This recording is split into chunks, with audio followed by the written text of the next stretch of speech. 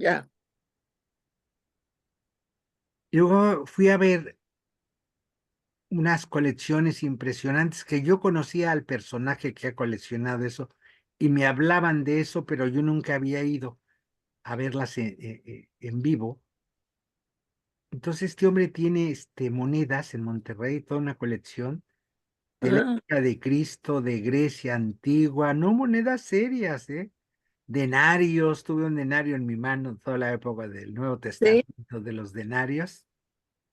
Y otra maravilla, lámparas de aceite de barro del Imperio Romano, de aceite de oliva. Tiene toda una colección de lamparitas, así en la mano la tuve de barro, de Israel del siglo I, Ah, que es una colección impresionante que, digo, yo les he visto en otros países, pero en la vitrina, esto de tenerla en la mano y de barro, estas piezas maravillosas es diferente. Así como quien agarra barros caseros, códices,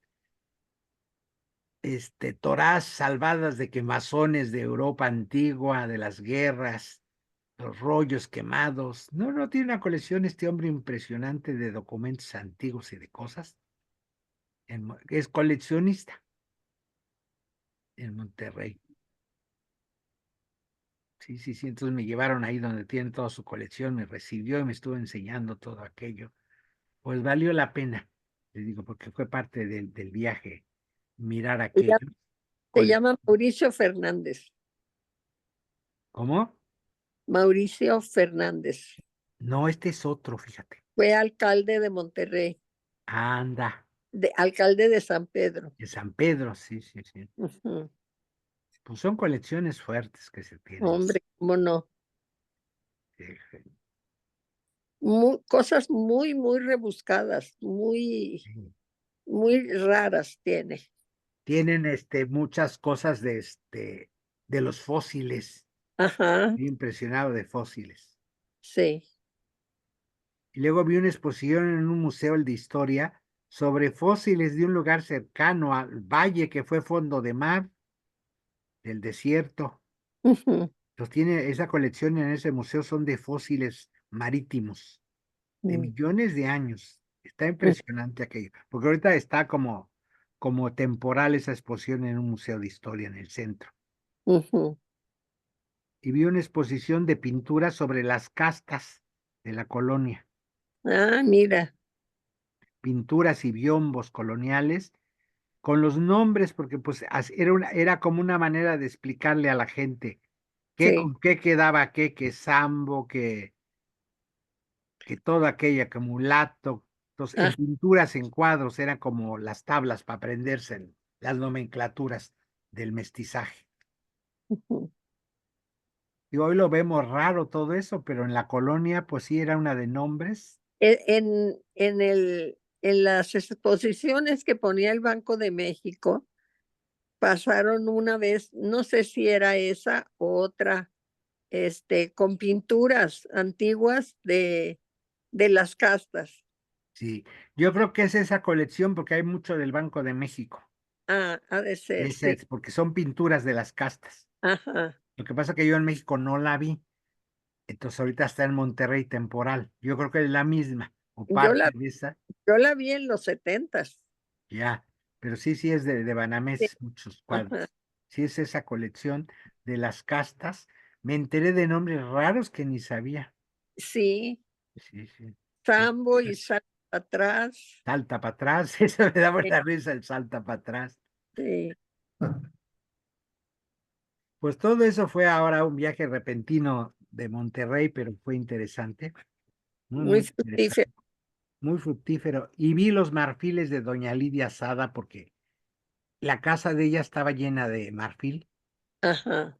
Entonces la capilla tenía una virgen con cara y manitas de marfil. Y ella me dijo, ya le dije a mi hijo, a Tomás, que eso no va a ser de él, que eso va a estar en un museo cuando yo ya no esté. Yo lo estoy cuidando, pero eso nos lo dio el pueblo de México y tiene que devolverse al pueblo de México. Eso me lo dijo ella, los dos solitos. Viendo sus marfiles, me dijo, ya le dije a mi hijo que eso no es su herencia, que eso es del pueblo de México. y está en una sala de Monterrey de un museo en el centro. Ujú. Y vi la Virgen ahí, dije, me acordé tanto de las ceremonias, pues esa presidía el altar, esa Virgen con sus manitas, muchos niños dioses de marfil, una Santa Rosa de Lima que yo ya conocía en la casa, impresionante, la Ah, vi en mira. una vitrina, una filipina, una Santa Rosa de Lima filipina tallada en marfil, maravilloso, no tenía piezas maravillosas, entonces mirar ahora en vitrina es diferente, en un museo. Ujú. Fui a ver todo. Dije, qué bueno que lo cumplió porque a mí me lo dijo, no, esto tiene que estar en un museo. Esto no va a ser herencia familiar. Yo desde muy jovencita empecé a comprar esto, pero no lo dio el dinero el pueblo de México, entonces tiene que volver al pueblo de México. Así me lo dijo. Yo, la Sí, niña señorona, lo tenía claro. sí. Y qué bueno que está en un museo. Aquello, porque son cosas bellísimas, piezas únicas. No, la Virgen es impresionante. Yo volverla a ver, yo siempre me quedaba antes de las celebraciones solito en la capilla antes de que llegara la gente viéndole, le miraba sus manitas, su cara, un rostro tan tallado, pulido en el marfil. No una Virgen grandecita. Y sí, sí, mirarla ahora ahí en la vitrina me daba risa porque pues, no sé cómo quedó la capilla, no he vuelto yo a ver qué imagen pusieron en lugar de la Virgen en la capilla, porque todo eso, unos estaban en la capilla, pero la mayoría estaba en la casa. Era casa muy alta, así como museo, pasillos largos, llenos de cosas. Era demasiado lo que había ahí. Sí, era como un museo esa casa. Entonces, sí, pues fue reencontrarme con colecciones, con cosas interesantes, ver la obra de teatro, platicar con gente que conozco, pues tanto he ido a Monterrey que voy conociendo gente. Pues sí, tus alumnas. Sí, sí, sí, sí, sí, conozco ya. He ido a dar muchos talleres, cursos, me han llevado a Monterrey, conferencias. Ahora no di ninguna conferencia, más bien fui, ahora me tocó paseo y ver la obra de teatro, que ese era el motivo del viaje. No dar conferencias, sino ver una obra, Ujú. porque el sábado era el último día que ya salía de cartelera la obra. Entonces me fui, me llevaron el viernes en la noche, viajé a Monterrey. Ya dormí allá y amanecí el sábado y el sábado a ver colecciones de monedas y todo, y ya en la tarde prepararnos para ir al teatro a las 7 la función. Y sí, quieren traer la obra a al A Distrito México. Federal. Sí, sí, sí, esta es la idea. Montarla acá con toda esa temática, porque el primer montaje pues fue en Monterrey, es nuevecita, recién escrita. La autora es de Monterrey, que ahora vive en San Antonio, Ujú. ella es de Monterrey. Pues a ver cómo les va. Pues sí, pues a ver cómo está Bueno, porque es un tema pues vigente, muy polémico todavía. Sí. Sí. Y hoy, pues que precisamente digo, a ver cómo va toda esa, porque pues sigue habiendo problemas por aquí, por allá, el mundo está lleno de esas situaciones, por desgracia. Siguen apareciendo nuevos casos y por todos lados siguen saliendo. Pues hoy, que es Día de Todos los Santos, mañana los fieles difuntos, qué bueno que ya teníamos varios viernes que no podíamos encontrarnos, digo, aunque son fiestas, qué bueno que pudieron, y yo también. Digo, Ujú. aprovechar. Fíjate que hoy se cumplió un año de que se mató mi amigo, el que en la ambulancia, en el jet de ambulancia en Cuernavaca. Hoy Ay, se cumple el año que se murió. mira. Qué rápido se me Sí, fue. muy rápido ya es fiesta de todos los santos.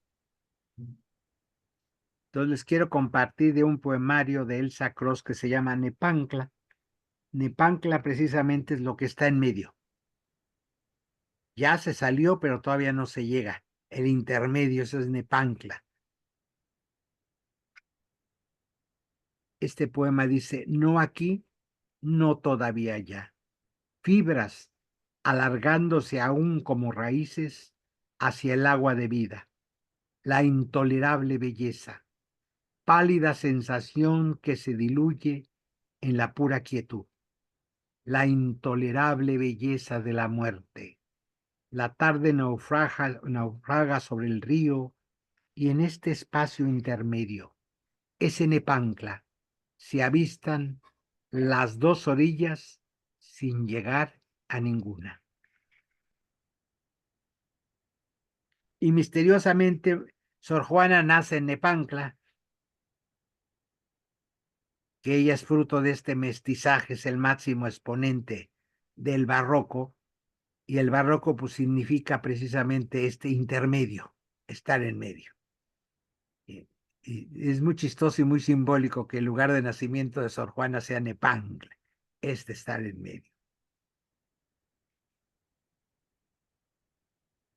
Huellas múltiples, otro poema.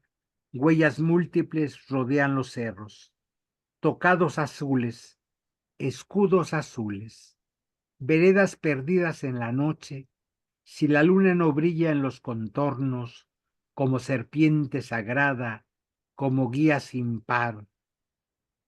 Los parajes cambian, los caminos se cierran o se abren, hacia arriba, como ojo tornado, succionando las minucias de la vida.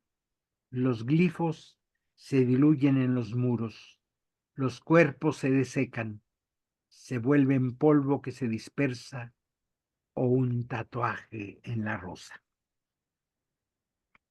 Es un poema, de los poemas de Elsa. Elsa me gusta mucho toda su poesía, pero este es un poema, un poemario muy bonito, Nepanque. Oye, la última palabra es un tatuaje en la roca ¿o dónde? La rosa, La rosa. Ah, ok. rosa. Pues recordando toda la antropología filosófica nuestra, pues la primer nota es que somos seres vivientes.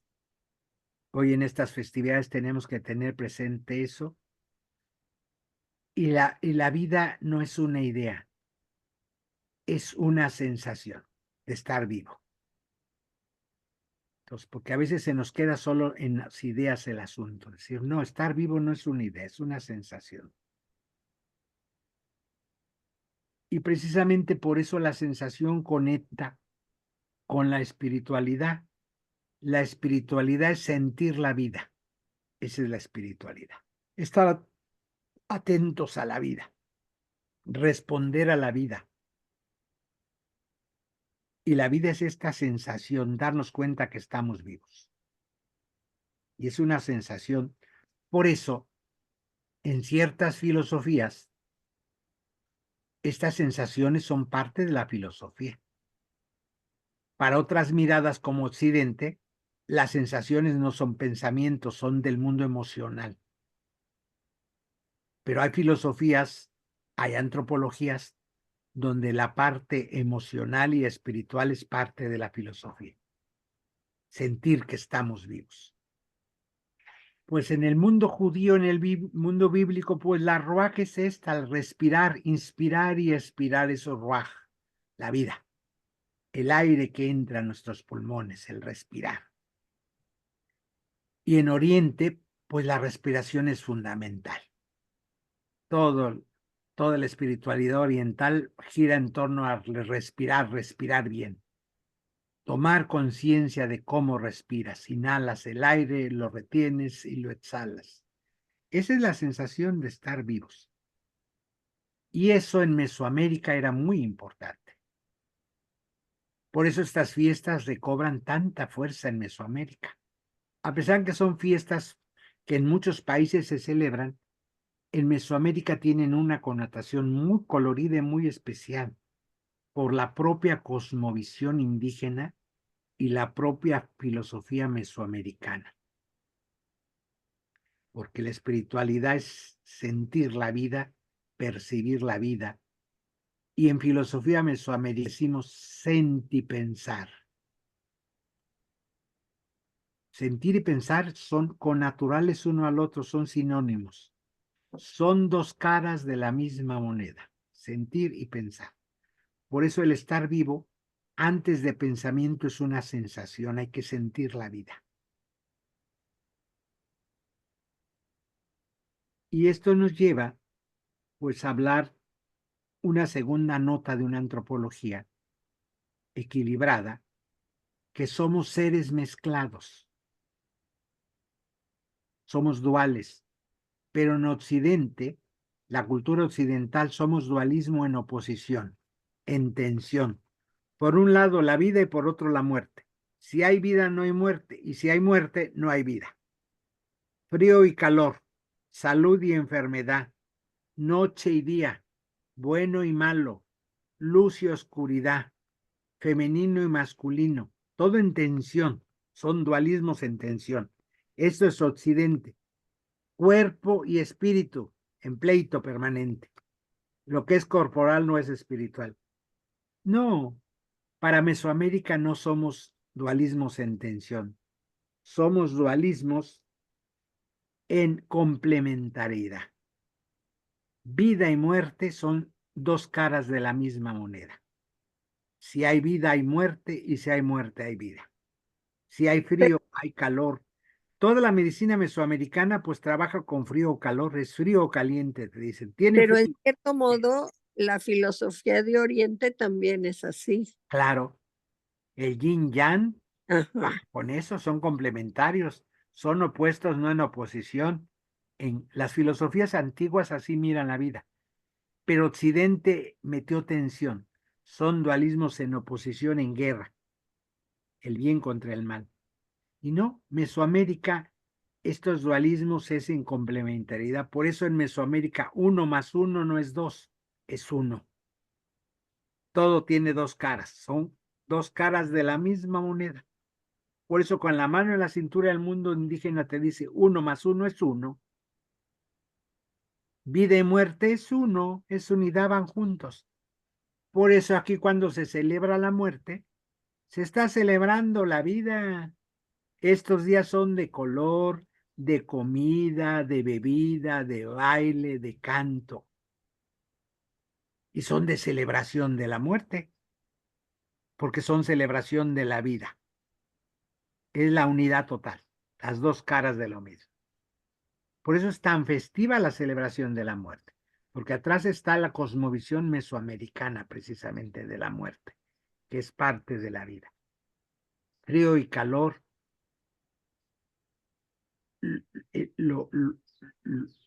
lo podemos decir, lo no tangible, los olores, se puede materializar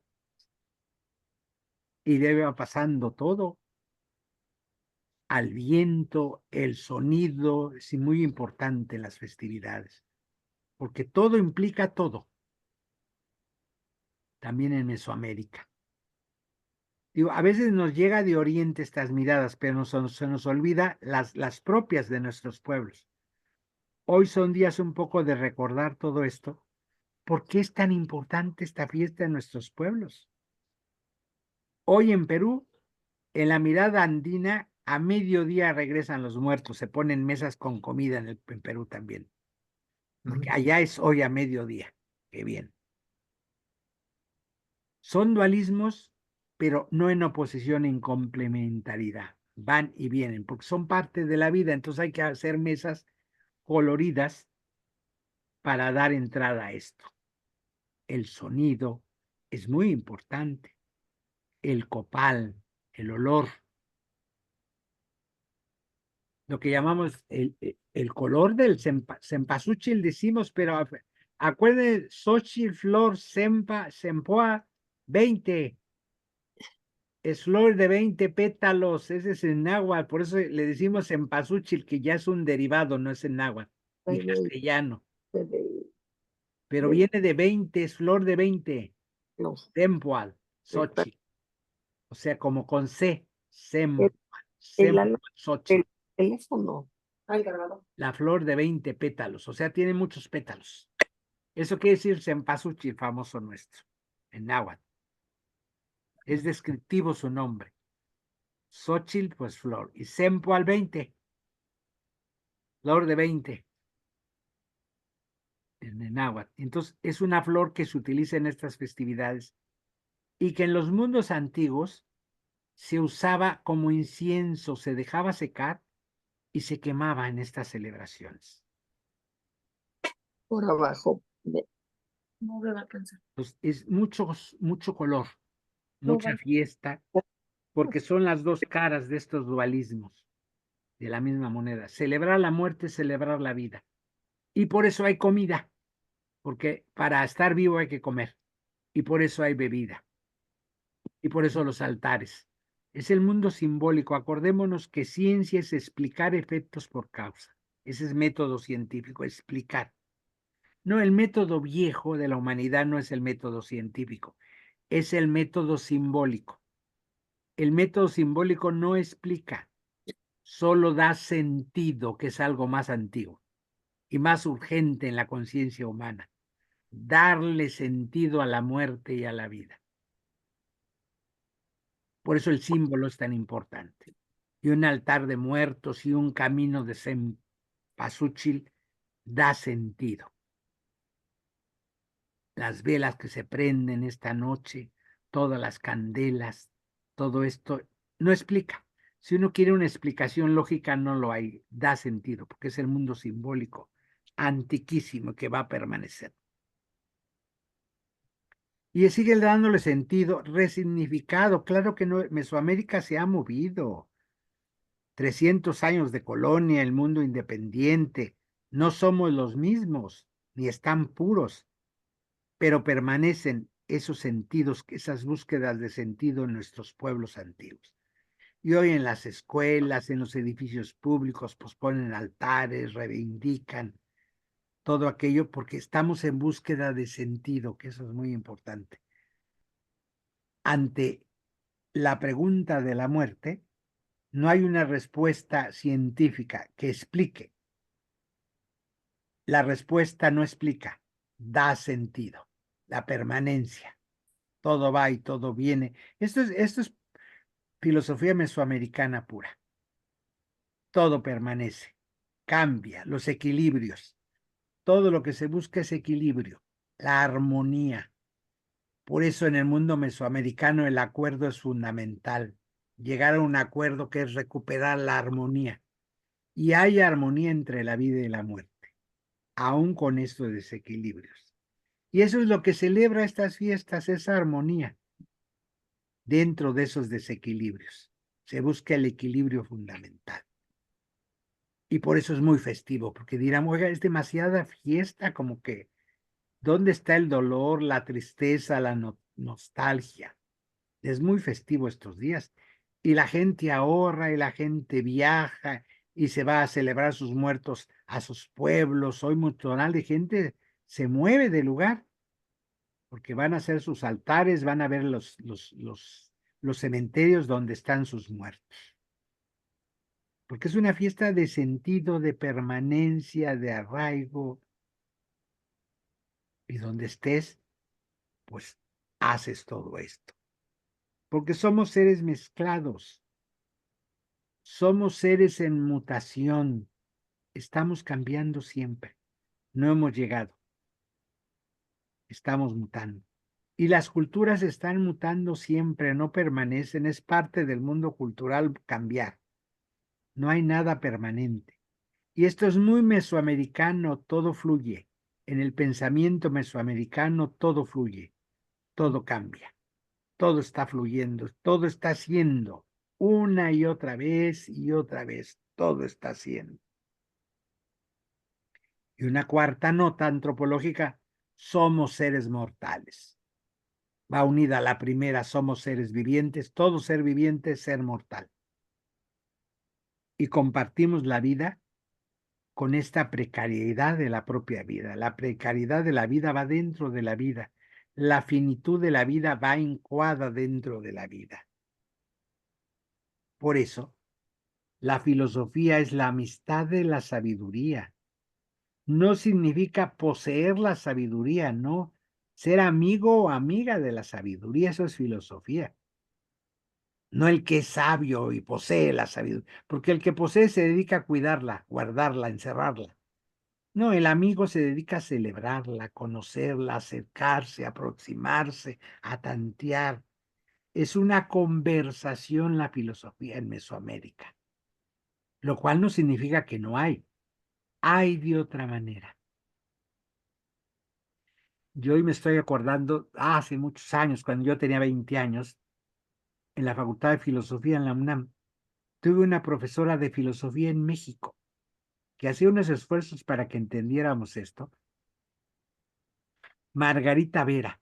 No sé si viva la doctora Margarita Vera, porque ya hace muchos años que no sé de ella, si ya se jubiló, qué pasó, pero era excelente profesora en el salón de clases en la facultad de hacernos entender que Mesoamérica produjo un propio pensamiento de altísimo nivel.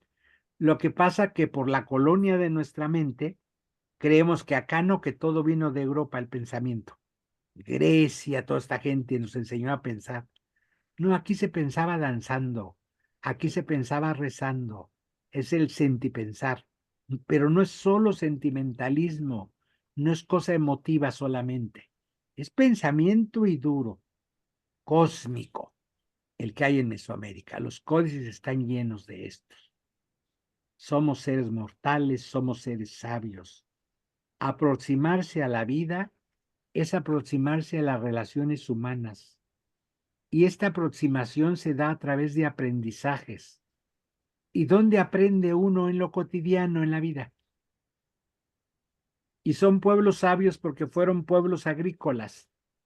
Observan. Eso es la espiritualidad, observar la vida. Observan la vida.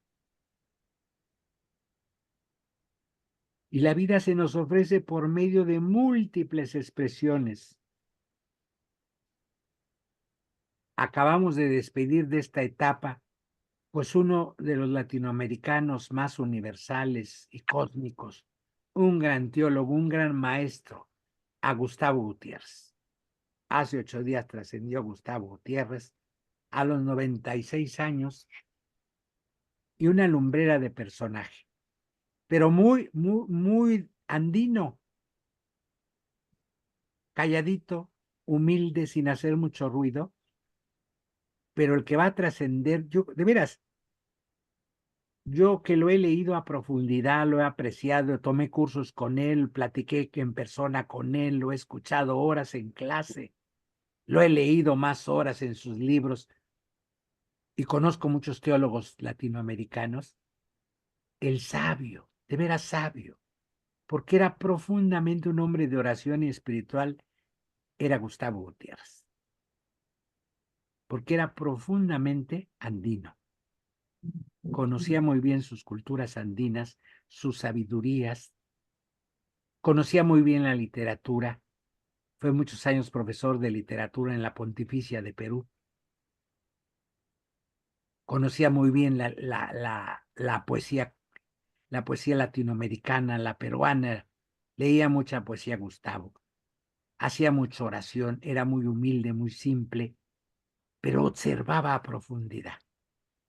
Por eso podemos decir que su teología es teología espiritual. Lo que Gustavo construyó es una teología espiritual profundamente. De veras, acabamos de despedir al nivel de Tomás de Aquino. Un nivel, cambió la teología. Gustavo dio una metodología que en siglos se va a seguir leyendo a Gustavo Gutiérrez. De los teólogos que van a perdurar y las nuevas generaciones tendrán que estudiar y conocer, porque abre, así como Tomás en la Edad Media abrió, este hombre, y él lo comprendía, dentro de él jamás fue soberbio ni presumía, pero tonto no era. Se mete de dominico a los 75 años, hizo su noviciado. Y ahora es Fray Gustavo Gutiérrez, lo velaron en el convento de Lima, nada más y nada menos. Ahí está enterrado Martín de Porres, Rosa de Lima, y hay otro santo peruano, Juan Macías, que están en ese convento donde fue velado Gustavo. O sea, la trascendencia es importante. No era cualquier lugar, donde la sala de los dominicos de Lima se veló a Gustavo. Ahí está enterrado Martín de Porres, cuya fiesta es el domingo, San Martín de Porres. O sea, decir, la trascendencia, alguien que no buscó reflectores, se le fue poniendo todo. Él no vivía en Lima ya. Él es dominico, pero hijo de la provincia de Francia. Y lo entierran los dominicos del Perú. Lo velan los dominicos del Perú. El provincial de Perú, que no era su provincial, que le escribió el provincial de Francia, que no pudo ir a las honras fúnebres y que pues era dominico y tenía que quedar en Perú, no en Francia. Sí, porque es una dimensión universal este teólogo, porque comprendió todo esto. El sentipensar era andino. y un experto en literatura. Él de jovencito estudiaba medicina cuando se metió al seminario en Lima. Ya de viejo le preguntaron que cómo el que ha combatido tanto el mundo neoliberal termina siendo profesor en Estados Unidos. Su último trabajo fue profesor de Notre Dame, en Estados Unidos. Entonces, ¿cómo el teólogo de la liberación termina su último periodo de profesor en una universidad gringa? Y él, porque hacía falta. sí, pero aparte él tenía una respuesta muy sabia, era un hombre muy sabio. Nunca en mi vida había sido profesor de teología en una universidad. En Lima fui de literatura, de ciencias sociales, pero jamás me nombraron profesor de teología, me tenían miedo. Es la primera universidad que me invita a ser profesor de teología. Y no me quiero ir de la tierra sin haber sido profesor de lo que más amo, de teología. Por eso es que, porque es la única universidad que me ha invitado a ser profesor de teología. He sido profesor de muchas universidades, pero no de teología. Y esa es su respuesta muy sabia. Lo que más me gusta es la teología y nunca me habían invitado a ser profesor de teología. La primera vez que dice que una universidad me invita a ser profesor de teología. Sí, fue como Ok. 30 años profesor de la Universidad Pontificia de Perú, pero no de teología. Dijo que le tenían miedo. Le Sí. tenían miedo, claro. No querían problemas con Roma, las, las facultades de teología del mundo. Todos lo invitaban de ciencias sociales, de sociología, de letras. En Perú fue profesor de la Facultad de Letras como 30 años, porque sabía mucho de literatura, de poesía, manejaba toda la literatura peruana, los autores, era muy bueno en eso. Y desde ahí unía en clase a la teología, pero nunca había sido nombrado profesor de una facultad de teología. Y allá dice que lo nombraron, lo invitaron a ser profesor de teología. Todos sus libros él escribía de teología sobre todo, pero siempre hacía citas muy eruditas de literatura, de poesía, tenía un sentido muy afinado. De economía sabía muchísimo este hombre. 35 doctorados honoris causa le entregaron las universidades del mundo. España le dio al príncipe de Asturias el premio. Y muy sencillo, jamás creído. Y él escribió un libro fundamental para comprender a Bartolomé de las Casas. El libro se llama En búsqueda de los pobres de Jesucristo. Cuando escribió ese libro, el maestro de la orden, que era un inglés, dijo, se ganó con este libro el ser uno de nosotros. Ningún dominico había escrito como él de Bartolomé de las Casas.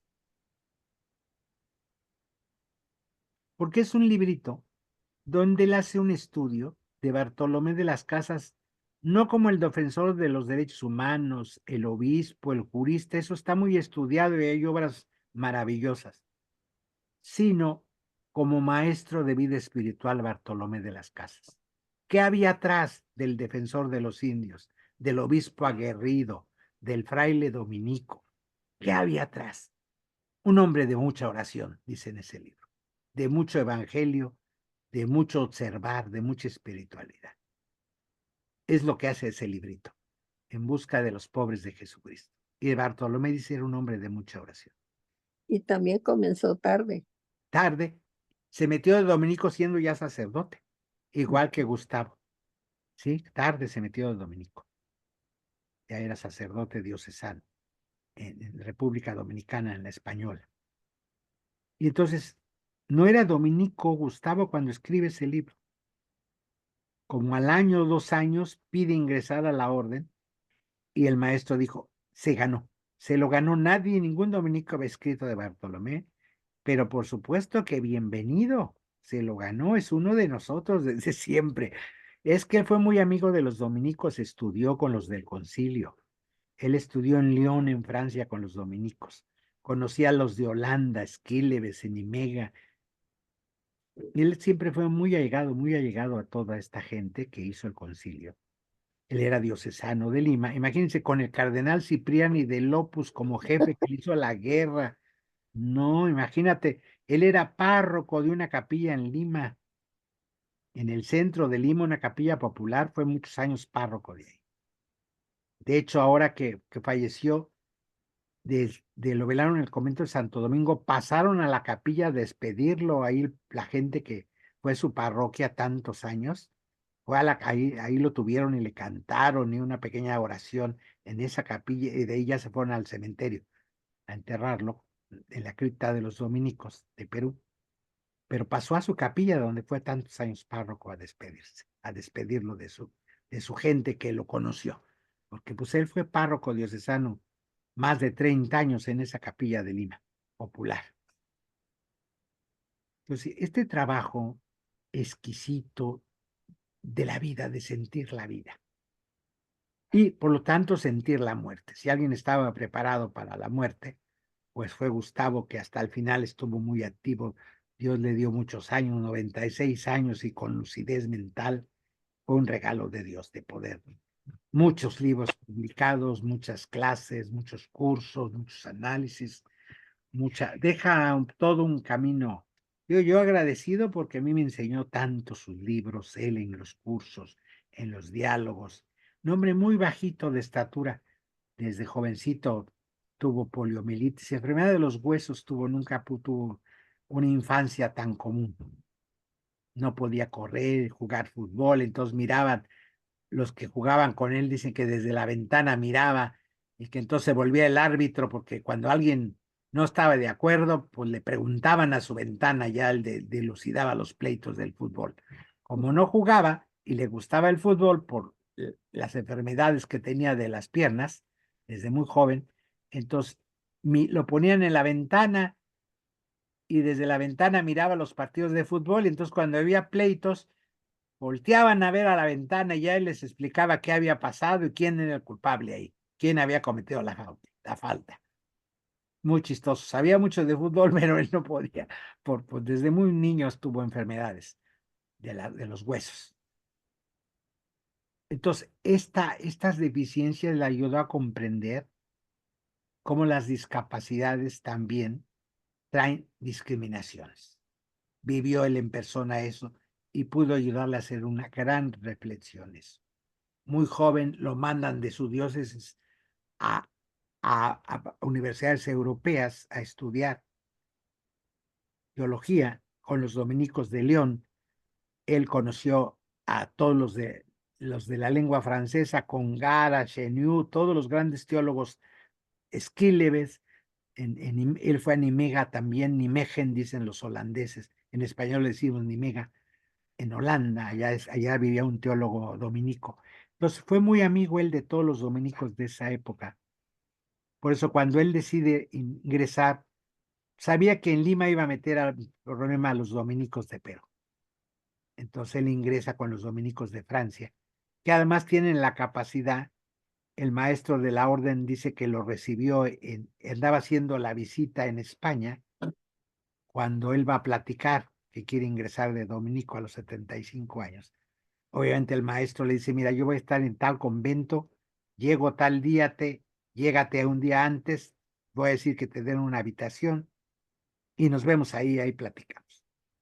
Entonces fue de Perú a España, llegó al convento, nunca dijo quién era, ni presumió, ni pidió trato especial. Sino cuando llega el maestro, ya tenía horas él ahí en el convento esperándolo, y le dice el que lo recibe, oiga, es que andamos muy apurados, porque viene el maestro de la orden y viene un dominico muy afamado del Perú, una cosa internacional, y jamás le dijo yo soy. Entonces, discúlpenos, fray, pero andamos muy apurados porque viene el maestro y viene un dominico muy famoso de América Latina, de un gran teólogo, le dijo. Entonces, discúlpenos, espérelo ahí, el maestro va a llegar en algún momento del día. Entonces lo sentaron en una salita y ahí lo dejaron horas. ¿Eso en dónde fue? No me acuerdo si fue en Sevilla, en España. Ok. Allá el maestro le dijo, ahí nos vemos, te vas a hospedar porque yo voy a hacer la visita canónica a esa provincia y platicamos. Entonces él llega al convento antes que el maestro y un fraile lo recibe y dice, discúlpenos, fray, pero es que viene el maestro de la orden y viene un teólogo afamadísimo, mundial, Entonces andamos limpiando y arreglando, entonces no lo podemos atender, pero aquí lo va a esperar. Cuando llegue el maestro le avisamos que aquí lo está esperando. Ni su nombre le preguntaron. Cuando llega el maestro y lo ve, lo presenta ante la comunidad y se da cuenta el que lo recibió, que es el que estaban esperando. Nombre muy sencillo, jamás dijo yo soy, los títulos y esto. Entonces él pide ingresar y lo que hacen los dominicos franceses, obviamente, no le iban a mandar al noviciado de Francia con los jovencitos de 18 y 19 años. Lo mandan al convento de León con gente de su edad, le nombran un fraile que es su maestro de novicios, fuera del noviciado común, y permanece un año en el convento viajando, porque es un teólogo afamadísimo que da conferencias por el mundo, escribe libros, puede salir del convento de León, viajar, viaja a dar sus conferencias, y pasa el año canónico, y va el maestro de la orden a Francia a recibirle su primera profesión en manos del maestro. Porque la orden sabe que va a morir cuando muera Dominico. A la historia es el Dominico. Entonces le da prestigio a una orden de teólogos, un teólogo de esas dimensiones que pide ingresar, siendo ya sacerdote, afamadísimo. Tenía 75 años cuando hizo su noviciado, Gustavo Gutiérrez. Entonces, Fray Gustavo Gutiérrez para la historia, como Tomás de Aquino. Tomás de Aquino entró muy jovencito, muy niño, los dominicos. Nunca fue de diocesano ni de otro. Pero Gustavo sabía precisamente que con esto se encontró, tenía la misma metodología. Bartolomé él lo estudió muchísimo a Bartolomé de las Casas. Entonces, obviamente, cuando iba a Perú, pues se quedaba con los dominicos del Perú. Y ahora, pues ya de viejito y enfermo, yo creo que se sintió al final y se fue a Lima. Él es nacido en Lima. Entonces, allá terminó este ciclo de la vida y de la muerte. Esto viene porque digo, celebrar la muerte es celebrar la vida. Y celebrar las honras fúnebres de Gustavo es celebrar su vida, su teología, su trabajo. Habrá que ahondar muchísimo en su obra porque es un hombre que deja una obra muy, muy importante. Y eso es muy andino y muy mesoamericano. Celebrar la muerte es celebrar la vida, precisamente. Y en esto de celebrar la vida, pues es hablar de esta espiritualidad como es en Mesoamérica. El conocimiento en su totalidad es la totalidad de la experiencia, no de la fragmentación de la vida, sino de toda la vida. La propia experiencia nos va llevando a esta espiritualidad. A veces tenemos un concepto de la divinidad muy colonial. Nuestro cristianismo es muy de la colonia, tenemos la mente colonizada. Entonces, por eso hoy las nuevas teologías hablan de descolonizar la teología. Entonces, habrá que volver a esto. Y en esta descolonizar la teología, la espiritualidad es una herramienta fundamental y ha sido para la sobrevivencia de nuestros pueblos. Nuestros pueblos se reza bailando y se baila para rezar, porque la espiritualidad es una visión cósmica de la vida. La espiritualidad está más allá de la religión, que son prácticas. Es una visión cósmica de la propia vida.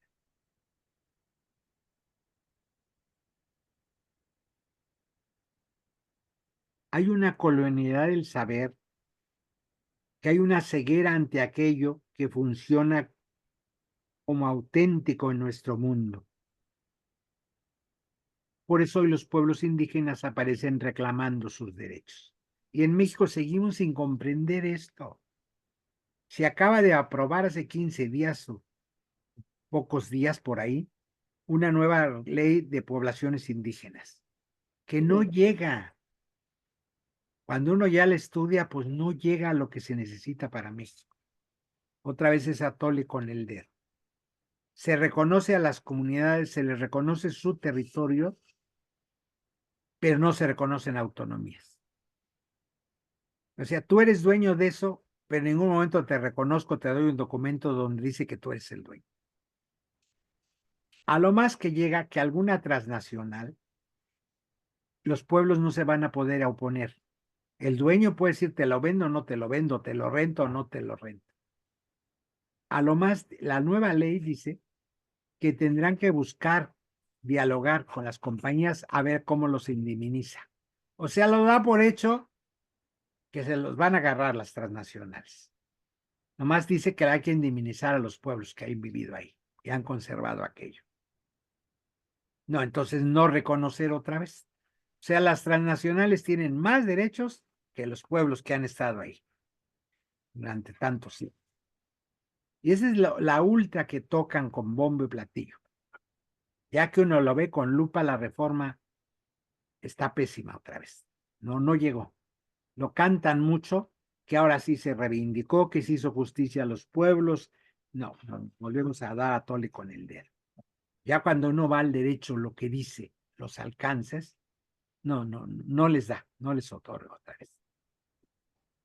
No dice ni quién va a consultar, ni que un pueblo puede decirle no a una transnacional. No te rentamos nuestro territorio. Sino decir, se buscará indemnizar conforme a derecho. ¿Eso qué es? Todo y nada. No hay cantidades, porcentajes, quién va a ser el árbitro, quién va a decidir el daño causado a las tierras. Y además, si causa daño, no se puede permitir. Eso sería... Y tampoco pagan impuestos. Y tampoco porque ya. Acuérdense que la minería que destruye tanto, pues es prioritaria y por lo tanto no paga impuestos. O sea, otra vez volvemos. Parece que vamos cambiando, pero es discurso. En el fondo, vean toda la situación de Chiapas. Está terrorífica. Todo aquel desastre, la muerte del padre Marcelo, el de la Rainza, que era precisamente para protegerlo, lo sacaron de Panteló, de por allá, y era párroco en una parroquia en San Cristóbal. Yo no he ido a San Cristóbal este año, pero me dicen que aquello es un desastre, que andan en motogrupos armados en mismo San Cristóbal, que ya es un desastre de estos motonetos, les dicen. Sí. O sea, esto está armado. Hay la delincuencia organizada armada hasta los dientes, de ahí hasta Guatemala. Han desestabilizado el tejido social para destruir. Como ya sigue un levantamiento indígena que piensa, que reivindica derechos, pues le quieren destruir, hacerle un desastre social a aquello. O sea, estamos en Chiapas a la entrada de una guerra. Tremendo. Y la mayoría de los mexicanos no nos queremos dar cuenta de esa situación. Es decir, ya hay violencia por todos lados. Lo del padre Marcelo fue lo último, pero no es aislado, no es un hecho aislado, ¿eh? Que la delincuencia organizada lo mató. No, es consecuencia de todo un desastre social que se está viviendo ahí, muy grave, un deterioro social. Al EZ lo quieren estrangular, ¿no? Con gente armada le quieren quitar sus territorios. Acuérdense que tiene 30 años que recuperó tierras de las fincas y hoy, aliado con autoridades municipales, pues ya aparecen dueños de esas tierras que las quieren recuperar. Y aparecen armados, 30, 40 camionetas de gente armada. Digo, Chiapas está llena de ejército, ¿cómo no ven pasar en sus narices 30 camionetas de gente armada? Que van y violentan y queman casas. No es un desastre aquello. Está planificado para que suceda eso. O sea, no se da solito. Hay un plan contrainsurgente. ¿Y quién hace todo eso? Pues el ejército, por supuesto. Todo esto es pensar en la vida y en la muerte. La vida de quién importa, la muerte de quién importa. Raúl Vera presidió la misa de cuerpo presente para el entierro del padre Marcelo. Fue durísimo en la homilía Raúl Vera, denunciando todo este tipo de cosas. Fue a San Cristóbal, a La Rainza, porque lo enterraron en la parroquia de La Rainza, porque él era nativo de La Rainza. Por eso digo, la espiritualidad es una visión cósmica de la vida. La espiritualidad de los pueblos originarios los une para sobrevivir y crear otra cosa.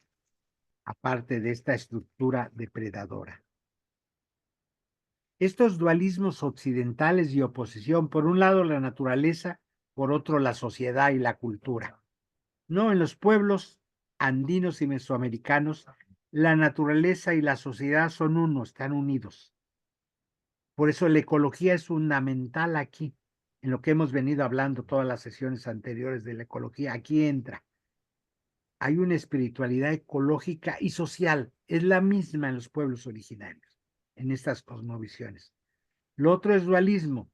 Una cosa es la cultura y otra es la naturaleza, en oposición además. No, aquí van unidas, porque son constitutivos de nuestra manera de pensar y sentir el mundo. Oye, ¿qué opinas de esta visión, de la visión hebrea del libro del Génesis, así como se lee, que Dios primero separa, pero, pero no hay disociación, es armonía? A la noche le sigue el día, están en un ciclo de armonía, no es de separación, y cada uno mantiene su identidad, digamos, ¿no? Claro, hay equilibrios, es de equilibrios cósmicos, y el ser humano no es dueño de nada. La tierra es propiedad de la divinidad, el ser humano es el jardinero, tiene que cuidar y cultivar. Este es el mandato divino, cuidar y cultivar la tierra. Nunca en el libro del Génesis se le regala la tierra como dueño y señor absoluto, jamás. El mandato de la divinidad es cuidar y cultivar en el libro del Génesis. Esto no rompe la armonía, son relaciones armoniosas con la tierra, porque él es parte de la tierra. El mismo nombre Adán, Adamé es la tierra, el hijo de la tierra. Te dice la relación profunda de madre a hijo que hay entre el ser humano y la tierra. Adán, Adamé. Hay una, recordemos que en el hebreo las palabras ya te dicen la relación que hay. Es el hijo de la tierra, eso quiere decir Adán, hijo de la tierra. Porque fue hecho de la tierra, de donde hace, de arcilla, dice el libro de Génesis, fue hecho. Entonces su madre es la tierra, y ahí fue tomado el elemento. Entonces tiene que estar en armonía con su madre. Por eso en ese mundo bíblico la tierra no se vende el usufruto. Acordémonos del jubileo, donde se tocaba el cuerno que se llama yubel, de ahí viene jubileo. Aquel cuerno de carnero retorcido que se tocaba cuando el libro de Isaías dice año de gracia del Señor. El año jubilar se tocaba ese cuerno, yubel, y las tierras regresaban a sus propietarios originales. Entonces, tú lo que vendías era el usufruto de la tierra. En la festividad del jubileo te tenían que regresar la tierra. Tú la vendiste 10 años, otro la usufrutó, pero cuando venía el jubileo, regresaba a sus dueños la tierra, para evitar que alguien hiciera latifundios, acumulara toda la tierra y dejara a la mayoría del pueblo sin tierra. Entonces tú vendías 10 años el usufruto, 5, los años que faltaran para el jubileo, eso valía la tierra, porque no vendías la tierra, vendías el usufruto. ¿Era cada 10 años el jubileo? Luego quedó a 25, que no querían regresar a las tierras. Los que habían comprado mucho querían usufrutuar más. Y por eso cuando Jesús lee ese texto, entra a la sinagoga, lee el texto, pronuncia el texto de Isaías que habla del jubileo, lo enrolla y lo entrega y dice Jesús, eso se ha cumplido hoy. Y entonces, acto seguido el texto dice que lo sacaron de la sinagoga y lo querían desbarrancar. Uno no comprende por qué se enojaron tanto. Claro, los que habían comprado muchos terrenos los tenían que devolver. Jesús les dice, eso se ha cumplido hoy. Los que habían comprado muchos animales los tenían que devolver. De eso hablaba el texto de Isaías, ese año de gracia del Señor, ese es el jubileo. Jesús les dice, eso se ha cumplido hoy, a eso he venido yo. Se enojaron. porque los que habían acumulado mucho esos años no quieren devolver. Eso era el año jubilar. Ese es el año de gracia del que habla el profeta Isaías. He venido a liberar a los cautivos. Los que tenían deudas y se vendían como esclavos para pagar esas deudas, en el año jubilar recuperaban su libertad. Por eso Isaías dice, he venido a liberar a los cautivos, año de gracia del Señor, Laharis. Y Jesús dice, eso se ha cumplido hoy. Yo soy el jubileo, vaya. Nadie puede acumular. Julián, Yubel es una palabra romana. No, yo creo que es hebreo. Ah, Me da la ¿Es impresión, Yubel déjame o buscarla, pero a Yubei? mí me da la impresión que Yubel se llama el cuerno en hebreo, Yubel. porque esto está en Isaías. ujú. Y Jesús le retoma de ahí de Isaías, porque lee el texto de Isaías. Entonces, este era el año del jubileo, no era cosa simbólica, era real. Las tierras tenían que regresar a sus legítimos dueños. Tú lo que comprabas era el usufructo de esa tierra, y cuando se tocaba el cuerno, todo el mundo, yo había acumulado ganado, tenía que devolverle al quien le compré sus vacas, sus reses, sus cabras. Esto era para evitar que en pocas manos quedaran todos los bienes. Imagínate en un mundo donde en poquísimas manos están todos los bienes, pues hace falta un año de gracia en jubileo. Oh, hoy no lo quieren hacer. Olvídate, quien se meta a eso. Saldrá crucificado. Sí.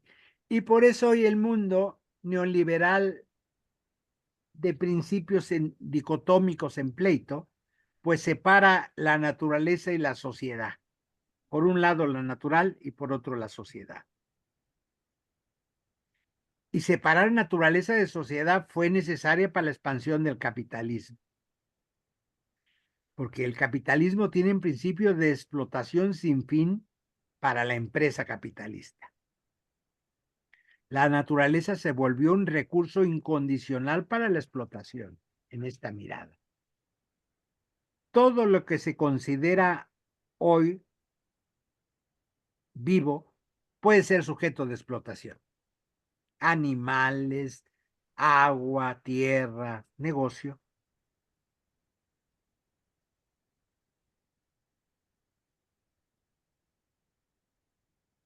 La expansión capitalista, colonialista, patriarcal del mundo. Y estas incertidumbres están basadas en los dualismos. Por un lado el ser humano y por otro la naturaleza, como separados. Y por eso hoy se vuelve a insistir en la unidad. Naturaleza, ser humano. Sin naturaleza no hay ser humano. No somos otra cosa, somos parte de la naturaleza. Hay mutua dependencia entre humanidad, tierra y territorio. La humanidad es inherente a la naturaleza y a la tierra. Y esto los pueblos originarios lo tienen clarísimo. No hay vida sin tierra y territorio. Aquí se coloca la espiritualidad mesoamericana. Es una dualidad fluida de opuestos complementarios, no en oposición. Complementarios.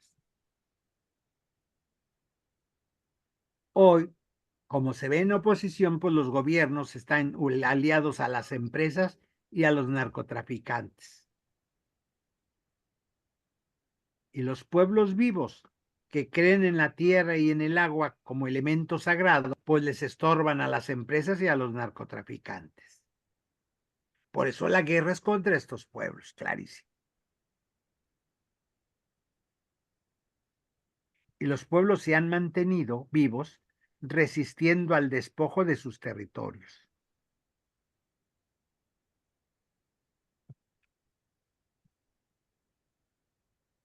La espiritualidad indígena es esta cosmovisión fincada en la relación de los contrarios, la fuerza comunal que retroalimenta el contacto con la tierra, una visión cósmica que vincula en fluidez a todos los seres de la tierra, Humanos y no humanos, todos los seres de la tierra están unidos en esta fluidez. Todos se mueven. Es lo que se percibe al vibrar en las celebraciones indígenas. Y la fiesta de muertos ahí tiene que entrar, es parte fundamental de esta celebración. Por eso es tan fuerte esta fiesta y tan llena de luz y de color y de comida y de tanta cosa. Es celebrar la vida, pero una vida unida hasta con la tierra y todos los seres, de todas las dimensiones. Nuestros muertos son parte de nosotros y nosotras. Son seres de la vida, no de la muerte. Y por eso hoy celebramos esta unidad. Y la celebramos con comida y con bebida, y con copal y con flor, flor y canto otra vez. Y las ceremonias. Interdependencia del ser humano con el cosmos. Y todos los seres celebramos estas celebraciones cósmicas. Es cósmico el asunto. Es percibido colectivamente y esta colectividad se vive en ceremonias colectivas. Y usted va a un cementerio y la gente se ayuda, se acompaña, le llevan agua, le limpian la tumba, venden flores. Es una celebración comunitaria, no es solo de una familia. La gente en los pueblos se lleva de lo que hace para la ofrenda de una casa para otra, hacen calabaza, camote, se visitan y se regalan cosas, comida. Hay pueblos donde le dan de comer a quien llegue mañana, de fuera, fuereño, porque hacen comida a todo el pueblo. Porque son colectivos, porque ahí se fortalecen los lazos de vivir en común. Es una fiesta de fortalecer los lazos de los vivos con los muertos y entre los vivos de vivir en comunidad. Es una fiesta fundamental para la vida, ¿eh? En Mesoamérica esta fiesta. Por eso los pueblos son sabios. Esta fiesta les ha permitido, entre muchas, permanecer siendo lo que son, unidos en colectivo, gracias a esto. Y otra mirada capitalista dice, gastan mucho, gastan lo que no tienen, no ahorran, por eso están jodidos. No entienden que esto ha sido fundamental para la existencia de los pueblos. El gastar como gastan es el sentido de la vida. Esto ha permitido mantener los lazos de unión común. Claro, Occidente capitalista, individualista, no hay lazos, sálvese que el que pueda. Y dependes de tus ahorros, de tus seguros, tu seguridad, no de tus vecinos, de tus compadres. De ellos no dependes nada, dependes de lo que tengas, seguridad. Y estas colectividades dependen de la colectividad, por eso se hermanan en estas fiestas. Son fiestas de hermanaje muy fuertes. Ayer en Cuernavaca hubo un desfile que es nuevo, antes no había, de las calaveras, pero qué bonito que crean esa tradición. Un desfile largo, marchó mucha gente y cosa rara. En la primera línea lo abrió desde que salió allá del radio, el trecho largo hasta el Zócalo. Iba en primera fila la gobernadora, caminó ayer. Te da otra visión de pueblo. Con la secretaria de Cultura del gobierno del estado en la primera línea, desfilando desde que arrancó el desfile hasta el Zócalo llegaron, caminando. Con todo un pueblo festivo, una de bandas de los pueblos que vinieron. Y obviamente se cerró en el Zócalo con la banda de Tlayacapan, bailando la gobernadora y la gente los chinelos. Tenía que ser así en Morelos. Cerrar una festividad con los chinelos y la banda de Tlayacapan, que es una banda grandotota. Mucha gente tiene. Esto es celebrar la vida comunal. Cada quien lo pudo hacer desde su casa, sí, pero él el sentido crear algo. Y que se nota que se está creando otra cosa. Aquí la gente estaba muy contenta. Fíjate que eso que dices, ahora que la última vez que estuve en Bogotá, la penúltima, fui al tour de la laguna de Guatavita, que es donde el cacique eh, lo preparaban para ser cacique, que era el equivalente al rey, por así decirlo, y en la laguna hacían la celebración, lo desnudaban, lo llenaban de lodo y lo rociaban con polvo de oro. Mm. De ahí viene y se metía a la laguna, salía ahí ya sin el oro, sin el polvo, y echaban ofrendas de oro, piezas y todo. De ahí viene la leyenda del Dorado. De ahí Claro, es, por eso el aeropuerto de Bogotá se llama El Dorado. claro, precisamente en esa zona. Y entonces, cuando tuve el tour, lo dio el que nos dio el tour, era un indio Muisca, bueno, descendiente de las comunidades Muisca. Y, y ahí se ve muy bien esta diferencia entre el mundo indígena y el capitalismo. En el mundo indígena, porque tomé fotos, ¿no? Dice que el principio creador, dice, la vida se origina en el pensamiento, antes de que cualquier cosa se pueda manifestar. Por eso debemos tener cuidado con nuestro pensamiento. Si pensamos con amor, seremos creadores de un sueño con verdad, que se integre con la fuerza creadora que rige este mundo. Y se ve ahí la laguna, y preciosa la laguna, le dice, como a veces se ve verde, le dicen la gran esmeralda, que pues ahí hay esmeraldas. Claro, Y en la historia se ve la laguna y un cañón que no existía, que los capitalistas ingleses, españoles, franceses, todo, han tratado de vaciar la laguna para llevarse el oro, es lo El único que oro. les interesa. Y no respetan ni la laguna, ni la tradición, no respetan nada. Y no han podido. La laguna sí bajó la montaña como a la mitad, pero ya abandonaron el proyecto porque nadie puede vaciar la laguna esa. Pero la intención era acabar con todo para robarse el oro, el capitalismo, esa sin respetar explotación nada. no les interesa los nexos, los lazos comunitarios, ni las culturas. Este es un dualismo depredador terrible. La naturaleza es para depredarla. Cuando se acabe, nos vamos a buscar a otro, a vaciar a otro lugar. Así es. Pues ya están pensando en Marte. Claro, claro, y no van a llevar a toda la humanidad, se van a ir sus familias nada más. Claro, claro. Claro, no están pensando en toda la humanidad. Cuando acaben de destruir aquí, ¿dónde van a empezar a destruir ahora? Esto es terrible. Por eso celebrar la muerte, celebrar la vida, lo que nuestros pueblos están celebrando es la vida, celebrando la muerte paradójicamente. Dicen, basta de que estén en el pasado, cómo celebran con tanta la muerte, son pueblos que quieren la muerte. No, porque quieren vivir, porque quieren, tienen futuro, tienen esperanza en el futuro, hacen estas faustas celebraciones de muerte, precisamente. Son los opuestos no en oposición, sino en complementariedad. Porque la espiritualidad de estos pueblos es terráquea, no espiritualidades desencarnadas. Funden el ser con el cosmos. El mundo de los muertos está aquí, al lado.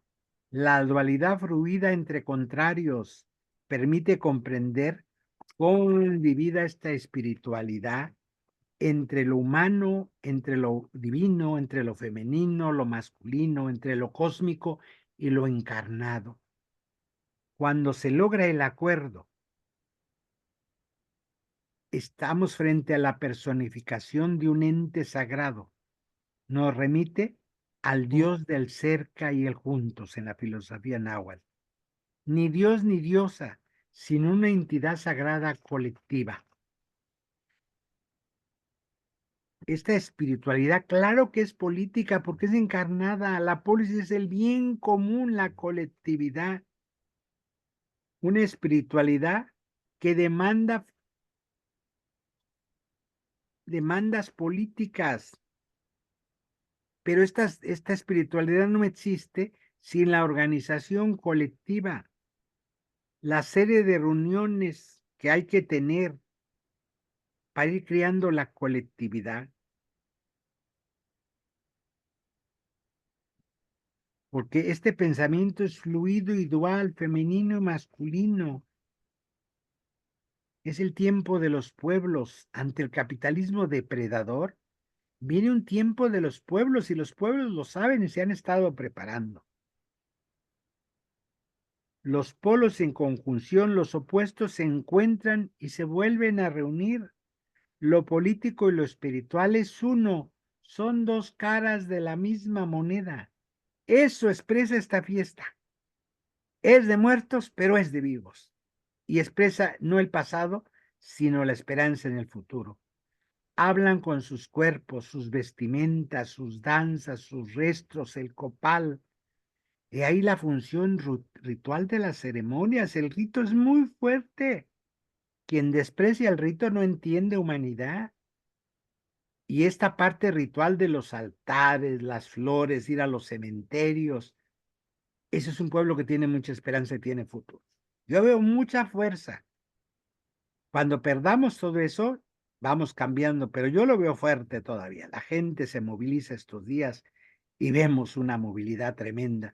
Para alguien es sin sentido porque no le encuentra esto colectivo, que son construcciones colectivas, ni modo masivas, pero ahí viene la esperanza.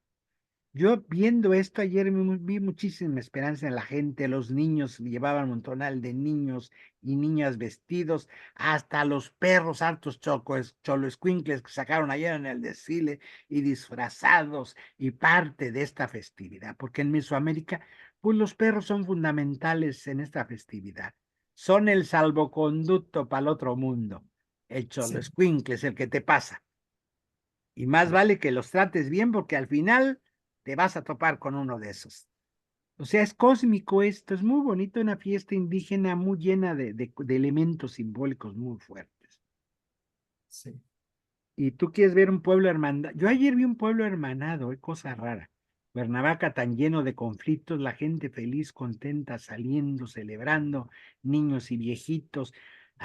Iba una señora en silla de ruedas empujando, pero llevaba su tambor, toque y toque en el desfile, y la llevaban en silla de ruedas a la señora. Pero ella feliz con su tambor, toque y toque, siendo parte de esto. Sí, esta porque es el mundo ritual, tiene una fuerza el rito viva, porque es la función del compromiso con una comunidad organizada, cuerpo, carne, materia, no están desvinculados del espíritu. Se reza bailando, el cuerpo está imbricado en la tierra y conectado con los cuatro rumbos del universo. La colectividad corporeizada bailando y rezando. Recuperar y comprender otras formas, otros conceptos, otras maneras de armonizar el cosmos. Lo que pasa es que la colonialidad nos metió solamente estos opuestos. La vida es la vida y la muerte es la muerte en oposición. Y estos pueblos bárbaros las han unido. Pues en la barbaridad está lo más profundo de la humanidad. Ni tan bárbaros. Tienen una comprensión sabia de la vida y de la muerte. Un Sí, poco quise hoy fíjate que hablar de estos temas para que comprendamos la profundidad de estas celebraciones, que puede ser desde arriba muy chabacano, nos quedamos en folclore, en el cempasúchil, o entrar un poquito más abajo, ¿qué hay atrás de todo esto? ¿Por qué la gente año con año, y uno pues, se va volviendo viejo y adulto y lo viste desde niño y nos vamos a ir y van a venir otras generaciones y esto va a continuar la manera ritual? Y parecía que se iba, pero hoy tiene más fuerza que hace 20 años este mundo de eh, estas celebraciones. Yo lo veo más vivo que hace 20 años. yo también, Sí. sí.